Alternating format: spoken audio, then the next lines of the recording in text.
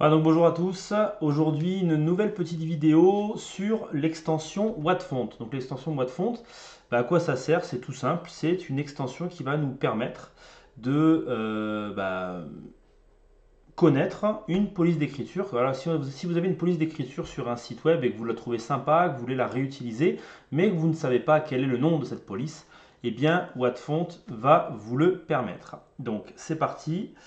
Je vous explique brièvement comment faire. Vous allez sur le Chrome Web Store, c'est une extension Chrome, hein. On la retrouve ici, en haut à droite, d'accord, le petit F avec le point d'interrogation.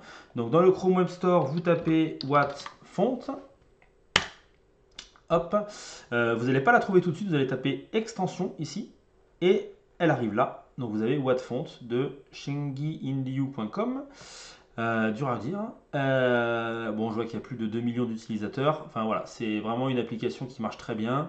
Donc vous cliquez ici pour l'ajouter et elle va venir se retrouver là-haut. Pensez bien à l'épingler pour qu'elle apparaisse tout le temps ici. Alors comment ça se passe concrètement? C'est extrêmement simple. Vous voyez, vous arrivez sur un site. Bon là en l'occurrence c'est mon site de formation. J'ai le WattFont qui est désactivé. Je vais l'activer. Donc quand il y a marqué Exit WattFont là-haut, ça veut dire que c'est activé. Par exemple, je vais venir ici et je vois que si je clique dessus, l'écriture là, c'est du Playfair Display 700.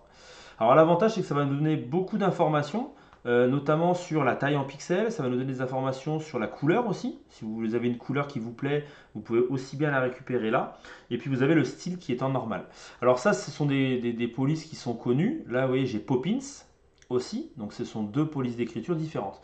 Après, si on va sur d'autres sites, alors je vais aller sur des collègues là, de l'Académie numérique par exemple, et bien l'Académie numérique, voilà, par exemple, je souhaite, alors je vais exit what font, je veux savoir cette écriture là, laquelle c'est, et bien je suis là, je viens dessus et je vois que c'est de l'Arimo, voilà, c'est de l'Arimo, la couleur, on voit que c'est pas du noir, hein, c'est un noir un peu grisé, 29, 29, 29, c'est du style normal, etc.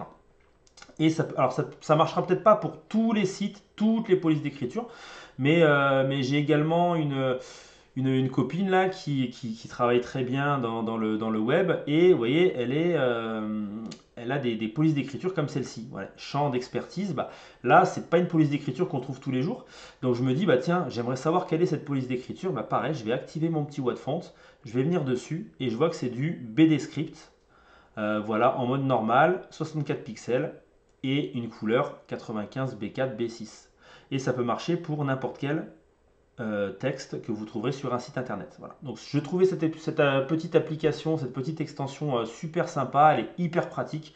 Donc écoutez, je vous recommande de l'utiliser.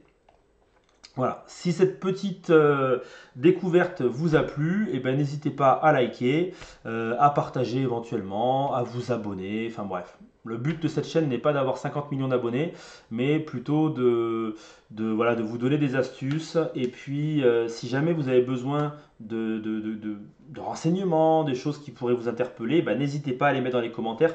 J'y répondrai dès que je serai disponible. Allez, à très bientôt.